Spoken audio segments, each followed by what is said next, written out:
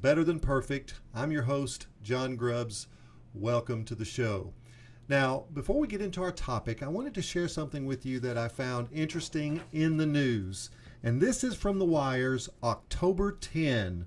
A Tennessee city is putting 4,000 scarecrows on display in an attempt to break the Guinness World Book record in time for Halloween. Gatlinburg said volunteers are putting the scarecrows up around the city in a bid to break the Guinness World Record for the largest display of scarecrows. The current record of 3,812 was set by a town in England in 2014. A couple of years ago, we expanded our fall decorations to include these really cute scarecrows. Marcy Claude, Public Relations Manager for Gatlinburg, told WATE-TV. We set those up all over town for people to take pictures and create memories with. And so this year we decided we would amp up our scarecrow presence and really just go for a world record. The city said a film crew will be going around Monday to count each of the 4,000 scarecrows in an unedited shot for Guinness. No actual crows are expected to attend. All right, for our topic, what is team dysfunction? Now, I want you to think about this. Dysfunction begets dysfunction. It is a disease that spreads among people. The epidemic of dysfunction exists for a reason. And stay until the end, because I'm going to give you the symptoms so that you can diagnose your team on your own. So, whose fault is dysfunction anyway? The daily function of your team is not an accident. Whether it's functional or dysfunctional is not an accident. Team dynamics are a direct consequence of the action or inaction by leadership. Let me repeat that. Team dynamics are a direct consequence of both action and or inaction by the leader. Too many leaders ignore team problems with the hope that they will improve over time. And unfortunately, the problem only gets worse, and everyone suffers as a result. I call it the walking wounded. Wounds may appear to heal, yet they are only masking the problems that remain for the team. Scar tissue builds, and your members become disillusioned that things will, they're just never going to get better. And at this point, it's when you begin the talent exodus, people start to leave, and that only worsens the quality of your team's performance. Does this sound familiar? Teams start to experience a natural shifting so that the people who have no other opportunities seem to sift to the bottom and sift to the bottom and sift to the bottom. And you end up with what we call those proverbial bottom of the barrel team members. Talented people begin to search and will eventually find opportunity with another team. That's right, folks. The good people just won't stay. So when a person is the root of the problem, when you have a toxic individual that is on your team that is causing the dysfunction, the team starts to negatively judge you for your inaction. So let me say that again. If you have a toxic person on your team, the team will start to judge you, the leader, for your inaction. No decision is a decision. The morale of your team will start to stink, and it'll start to sink to levels that you've probably never seen before, and it only worsens over time. Your team loses hope.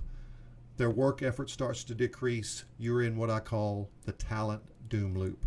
In other words, it just keeps getting worse and worse. And here's something I want you to think about. Morale equals productivity. The morale of your team equals the productive output of your team.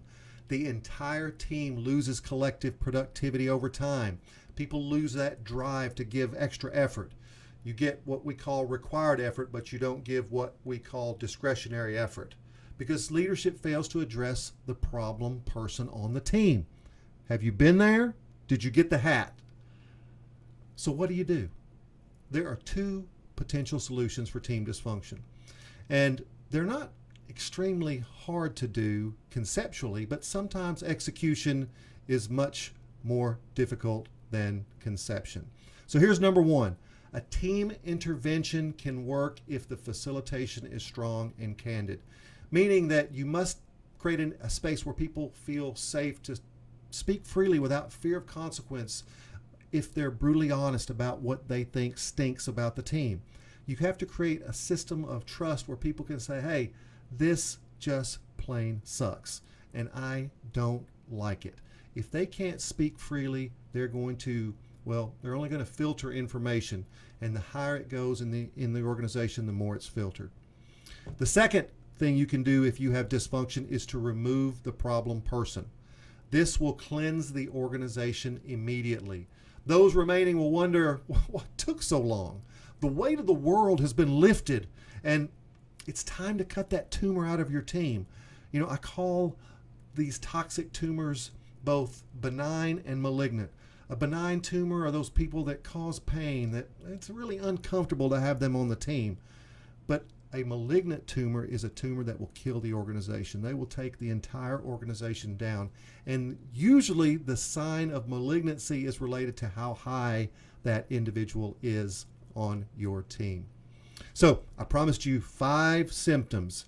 Here's how you know you have a problem. Number 1, communication exists in silos. Do all of your functions really work together well? If not, you probably have some silos.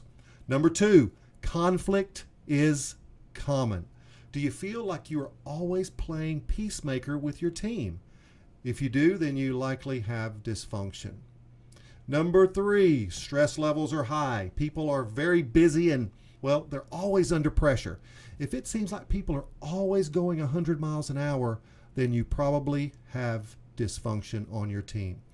Number 4, trust is absent. Nada. Gone. Do your people openly trust each other? And if they do, then you're going to have the ability to work through signs of dysfunction. If they don't trust each other, the problem gets worse. And then number 5, blame replaces accountability. It's a real simple way to tell if this is an issue with your organization. Does your team focus on who rather than what? In other words, are we more concerned about who did something rather than what went wrong? If so, there is probably team dysfunction. So let's recap. You know your team is dysfunctional when 1, communication stinks. Number 2, conflict is common. Number 3, stress levels are high. Number 4, trust is missing. Trust is absent. And then number 4, blame is common. Now, the worst thing about dysfunction is denial. If you think there is a problem, folks, there probably is. So remember, number 1, have an intervention.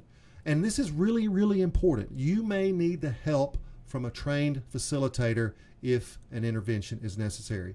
If you're not a really strong and capable facilitator, it is much better to get a third party to help you. And then number 2, remove the tumor. Be it benign or malignant, don't wait. Get rid of the tumor. So if you found value, like and share this amongst all your platforms. Ring the bell so that you'll get notified next time I promote a show. And number 3, leave a comment. If you found value, tell me what you liked about this show. If you disagree with something, tell me that too. Together, we can make the workplace better, one video at a time. And always remember, done is better than perfect. I'll see you next time.